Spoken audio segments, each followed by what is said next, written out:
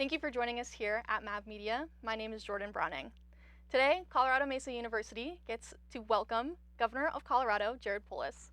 Governor Polis, thank you so much for joining us here today. Jordan, it's a pleasure to be on the show and here on campus. Yeah, of course. So as the midterm elections are coming close in November and your second and final term is coming to a close here, I wanted to talk a little bit about your plans and your reflections on your time as governor here of Colorado. So I know you and your office have had several projects in the works for these final months, including wildfire relief efforts and continuing to improve the quality of K-12 education here in the state. Can you share with us your main priorities for the remainder of your term and where you stand on completing them? You know, every day as governor, you're going 100 miles an hour, so it doesn't end till it ends, second week in January. So one of the things that brings me to the CMU campus is we're working on making Colorado more competitive for small businesses. In education, we've successfully, what I really ran on, one of the reasons I ran for governor is Colorado should have universal preschool and kindergarten. We didn't. We had half-day kindergarten. Parents had to pay for full day. Parents had to pay for preschool. We've now succeeded and gotten done.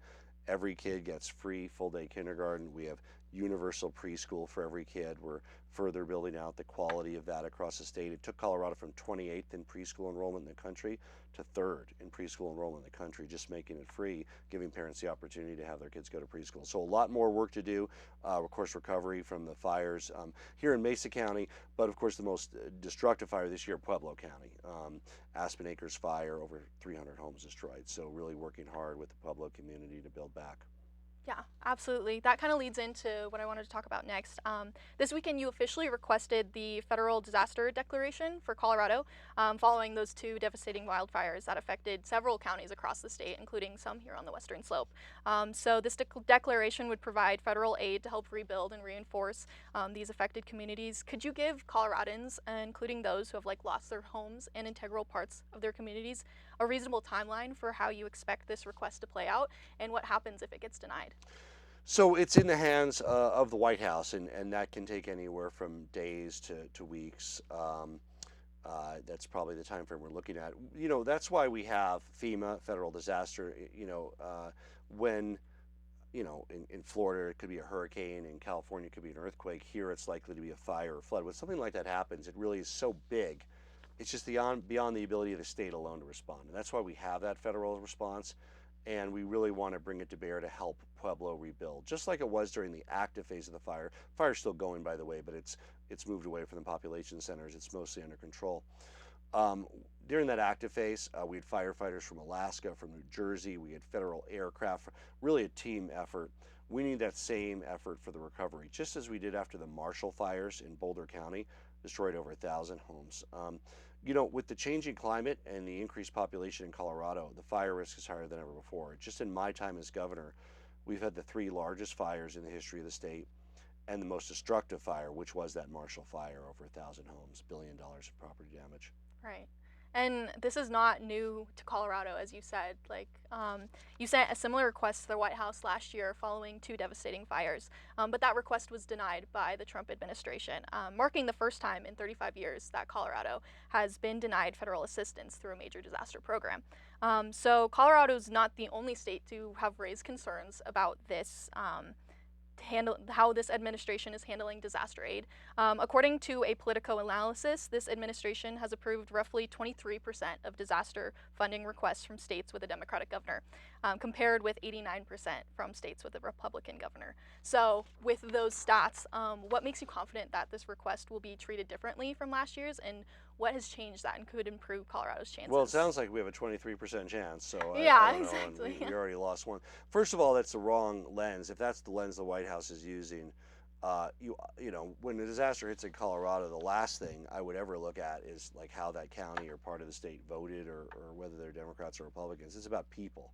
It's about people who lost their homes. Some happen to be Democrats, some happen to be Republicans, some have never voted and hate all the politicians. It doesn't really matter. It's really about how we can help people rebuild, find a place to live if you're uninsured, lost everything you have, underinsured. So I hope that the White House looks at it that way. They shouldn't look at the party of who happens to be governor. They should just look at how can we help in this time of need when it really is above and beyond the capabilities of the local community in the state. Right. Right. There are lots of tensions between the state of Colorado and the White House, as Trump has previously declared against our mail in voting policies. But you previously stated that your clemency grant to the convicted Mesa County clerk and recorder Tina Peters was based on your beliefs in upholding the First Amendment and ensuring that similar crimes receive similar sentences within the Colorado prison system. And you also spoke out against claims that a quid pro quo between Colorado and President Trump motivated that commutation. But do you believe that that decision could help improve the relationship between Colorado and the White House, particularly when Colorado needs federal assistance like this? You know, I wouldn't be the one to ask. You'd have to ask the president. This was somebody who committed a crime and simply got a longer sentence than she should have. It was a 9-year sentence. Her 2 co-conspirators got 6 months and probation only. We reduced it to 4 years. Still a tough sentence. No idea, what the president thinks or doesn't think about that. He attacks our mail-in ballots weekly. In fact, there's ongoing court cases where we're trying to protect our mail-in ballots. Coloradans want to vote by mail. I mean, especially this year, there's going to be, I think, 16 things to vote on for the state ballot. Not to mention, most people have another 4 or 5 on their local ballot. I mean, nobody wants to, study all those while they're in a voting booth. I mean, these are complex things, not just the candidates. These are different than candidates. These are the initiatives, right? And the president himself has voted via mail in almost every election. So I just don't get that. It's a easy, convenient way to vote. It's secure. We do signature verification, and we're gonna, fight to defend it.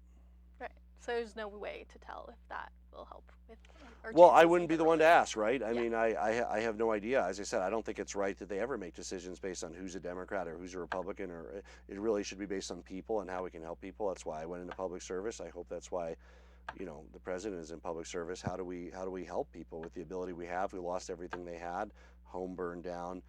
You lost all your records, your IDs, your family heirlooms, all your assets, and it's a tough situation to be in. I've met with many families that have gone through losing everything. Of course, yeah. So finally, in your remaining months as Colorado governor, how are you preparing for Colorado to get a successful transition to the next administration, and what do you hope the future holds for our state? Well, we'll have a governor-elect after the election in early November, and we will work uh, with him. I would say him or her, but the 3 candidates happen to be male. I will work with him on the transfer of power and administration, and we leaving notes in each agency about what we're working on, because kind of the lights go out for us that second week in January, and the new people come in, and they need to be ready to go and know what the issues are that are facing the state.